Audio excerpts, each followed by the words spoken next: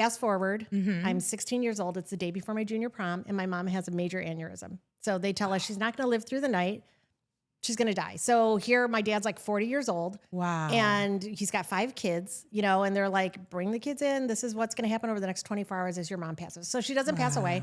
She's here today. So while she was in the hospital, though, she was in a coma. She was paralyzed for a little while. We got a letter from the government saying she'd been granted sponsorship of her sister, her sister's husband, and like all of their kids. There's like 6 of them, which is unheard of, right? This giant, so from April 30th to October is when they came here and we picked them up from the airport.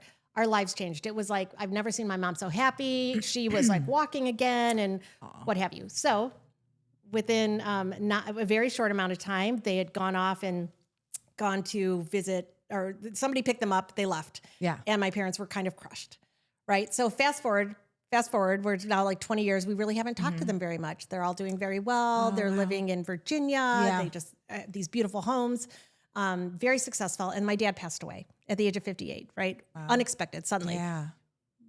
They all came to the funeral, and one of my cousins did not show up. And we were like, where is she? And they were like, well, she's sick. And we're like, thinking, you know, kind of like for us, we're like, my dad's the reason you're here, you know, like the reason you guys are here.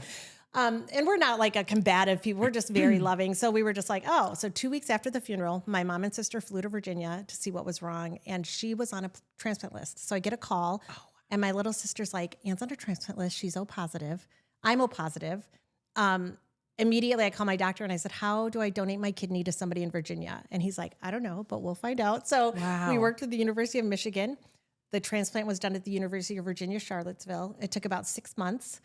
Now, during this time, I'm going through a divorce after my dad passed away. My husband and I, we were together like 14 years. We had the 4 kids. And we literally drove to divorce court together. He's a wonderful dad. Like we're still friends today. My poor husband today, because like we're all super close. Right. But it took about 6 months, and you know, she's doing beautifully. I had nerve damage in my legs, so it took a while. I was there for about 4 months in Virginia.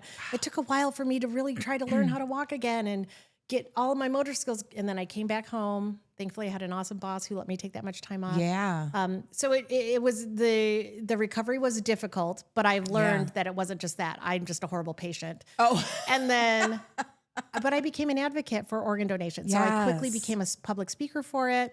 I mentor. So sometimes I'll have just a random number call me and they'll say, hey, I got your number from blah, blah, blah. Right. I'm interested in donating my kidney to my brother. Will I be able to ride a motorcycle? Will I be able to, like all the things that you just don't know, right? So I became that person who can answer those questions